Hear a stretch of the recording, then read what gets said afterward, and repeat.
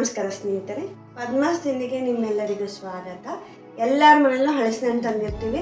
ಹಣ್ಣು ತಂದು ತಿಂದು ಖಾಲಿಯಾಗಿರುತ್ತೆ, ಆದರೆ ಬೀಜ ಮಾತ್ರ ಮನೇಲಿ ಹಾಗೆ ಇರುತ್ತೆ. ಈ ಬೀಜದಿಂದ ಏನು ಮಾಡ್ಬೋದು ಅಂತ ನಾನು ಇವತ್ತಿನ ಹೇಳ್ಕೊಡ್ತೀನಿ. ಇವತ್ತಿನ ರೆಸಿಪಿ ಹಲಸಿನ ಹಣ್ಣಿನ ಬೀಜದ ಲಾಡು. ಬನ್ನಿ ಮಾಡೋದು ಹೇಗೆ ನೋಡೋಣ. ಅದಕ್ಕಿಂತ ಮುಂಚೆ ನೀವು ನನ್ನ ಚಾನಲ್ನ ಸಬ್ಸ್ಕ್ರೈಬ್ ಆಗಿಲ್ಲ ಅಂದರೆ ಸಬ್ಸ್ಕ್ರೈಬ್ ಮಾಡ್ಕೊಳ್ಳಿ.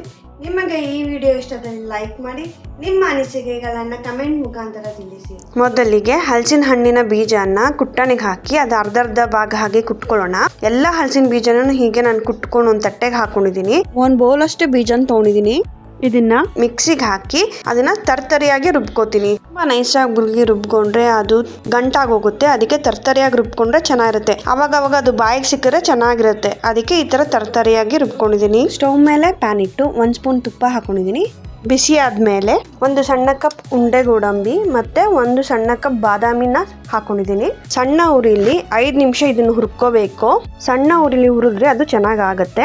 ಗೋಡಂಬಿ ಎಲ್ಲ ಬ್ರೌನ್ ಕಲರ್ ಆಗಬೇಕು, ಅಲ್ಲಿವರೆಗೂ ಹುರ್ಕೋಬೇಕು ಇದನ್ನ. ಇದಕ್ಕೆ ನೀವು ಬೇಕಾದ್ರೆ ಪಿಸ್ತಾ, ವಾಲ್ನಟ್, ಕೊಬ್ಬರಿ, ಕರಿ ಎಳ್ಳನ್ನ ಸೇರಿಸ್ಕೋಬಹುದು. 5 ನಿಮಿಷ ಆರಿದ್ಮೇಲೆ ಇದನ್ನ ಮಿಕ್ಸಿಗೆ ಹಾಕೊಂಡು ಇದನ್ನು ತರ್ತರಿಯಾಗಿ ರುಬ್ಕೋತೀನಿ. ಈ ತರ ತರ್ತರಿಯಾಗಿದ್ರೆ ಸಾಕು. ಇನ್ನ ತರ್ತರಿಗೆ ಬೇಕಾದ್ರೂ ರುಬ್ಕೊಳ್ಳಿ, ಇದು ಸಾಕು ನನಗೆ.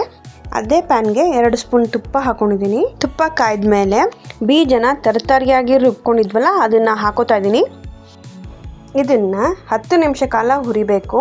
ಅದು ಉದ್ರ ಆಗಬೇಕು, ಅಲ್ಲಿವರೆಗೂ ಹುರಿಬೇಕು. ರವೆ ಥರ ಉದ್ರ ಆಗಬೇಕು. ಬೀಜದಲ್ಲಿರೋ ತೇವಾಂಶ ಎಲ್ಲ ಹೋಗಬೇಕು, ಅಲ್ಲಿವರೆಗೂ ಚೆನ್ನಾಗಿ ಹುರ್ಕೋಬೇಕು. ಮತ್ತು ಕೈ ಆಡಿಸ್ತಾ ಇರಬೇಕು, ಬಿಡಬಾರ್ದು, ಇಲ್ಲಾಂದರೆ ಅದು ತವಾಗೆ ಅಂಟ್ಕೊಂಡ್ಬಿಡುತ್ತೆ. ಇದು ಹುರಿತಿರ್ಬೇಕಾದ್ರೆ ಒಳ್ಳೆ ಸ್ಮೆಲ್ ಬರುತ್ತೆ. ಸೊ ಆವಾಗ ಇದು ಆಗ್ತಾ ಇದೆ ಅಂತ ನೋಡಿ. ಕಲರು ಚೇಂಜ್ ಆಗಿದೆ ಮತ್ತು ರವೆ ಥರ ತರ್ತರಿಯಾಗಿದೆ ಫುಲ್ಲು. ಈ ಕನ್ಸಿಸ್ಟೆನ್ಸಿ ಇದ್ದರೆ ಸಾಕು, ಆಫ್ ಮಾಡ್ಕೊಳ್ಳಿ. ಇದೊಂದು ಸ್ವಲ್ಪ ತಾರಾಗಿ ಬಿಡಬೇಕು. ಬೌಲ್ಗೆ ಬೀಜ ಹುರಿದಿದ್ದ ಪೌಡರ್ ಹಾಕಿದ್ದೀನಿ.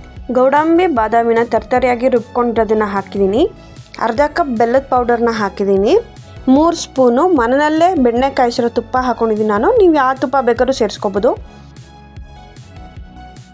ಚೆನ್ನಾಗಿ ಮಿಕ್ಸ್ ಮಾಡಿಕೊಂಡು ಉಂಡೆ ಕಟ್ಟೋಕ್ಕೆ ಸ್ಟಾರ್ಟ್ ಮಾಡ್ತೀನಿ.